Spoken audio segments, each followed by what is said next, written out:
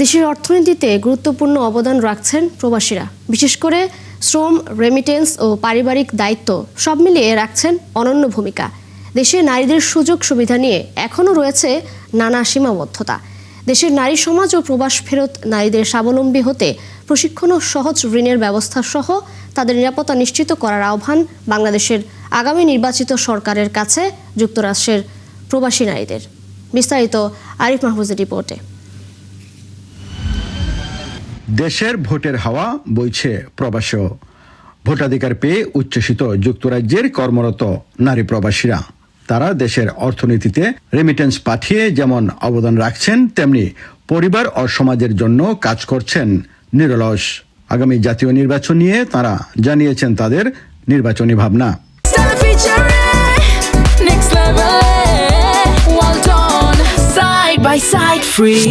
আমরা সবাই চাই যে একটা সুষ্ঠু নির্বাচন হোক, যেন সবাই তাদের যে যোগ্য নেতা বা আমাদের দেশকে যারা পারফেক্টলি চালাতে পারবে এমন কেউ আসলে আমাদের জন্য ভালো হয়।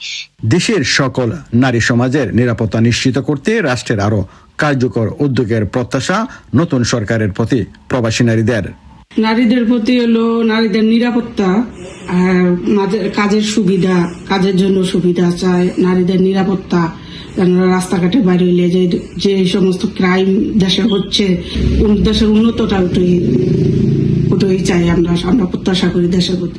আমাদের বাংলাদেশের নারীরা কিন্তু খুব অবহেলিত হয়। তার যে নিরাপত্তার ব্যবস্থাটা সেটা যেন তাদের সুন্দরভাবে পরিপাটিভাবে হয়, যেন নারীরা যেন অবহেলিত না হয়। প্রবাসী নারীরা বলছেন, প্রবাস ফেরত নারীদের সম্মানজনক কর্মপরিবেশ, পুনর্বাসন ও কর্মসংস্থান সহ নারী উদ্যোক্তা হিসেবে গড়ে ওঠার সুযোগ বাড়ানো দাবি আগামী সরকারের কাছে।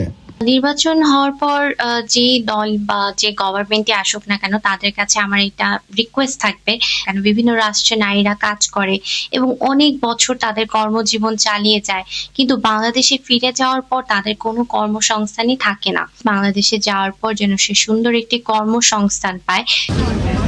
দেশের উন্নয়নের সঙ্গে ওতপ্রোতভাবে জড়িয়ে আছে প্রবাসী নারীদের অবদান। আগামী নির্বাচনে যে সরকারি দায়িত্ব নিক, প্রবাসী নারী ভোটারদের প্রত্যাশা তাদের কণ্ঠস্বর যেন নীতি নির্ধারণে গুরুত্ব পায়।